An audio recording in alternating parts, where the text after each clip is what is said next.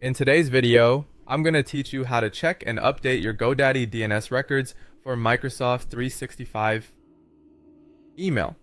To get started, sign in to your GoDaddy domain portfolio and open the domain you want to work with. From there, click Manage DNS. This is the area where your domain's records are stored, including the settings that control where your email is delivered and how Microsoft 365 services connect to your domain. If your email is not working properly, or if you're in the middle of setting up Microsoft 365, this is one of the most important places to review. Once you're on the DNS management page, the first thing to check is the MX record. The MX record tells the internet where incoming email for your domain should go. For Microsoft 365, this record needs to point to your domain-specific Outlook protection address in the format shown in your setup instructions, ending with mail.protection.outlook.com. Make sure the value matches exactly what Microsoft provided for your domain. Even a small typo can stop mail from being delivered correctly, so take a moment to confirm it carefully.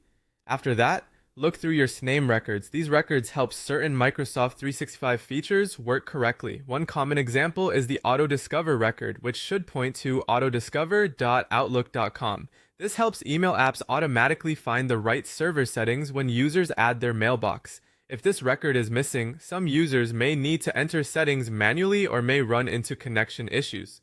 Next, check the TXT records and confirm that your SPF record is in place. The SPF TXT record should read VIS SPF1, include spf.protection.outlook.com all.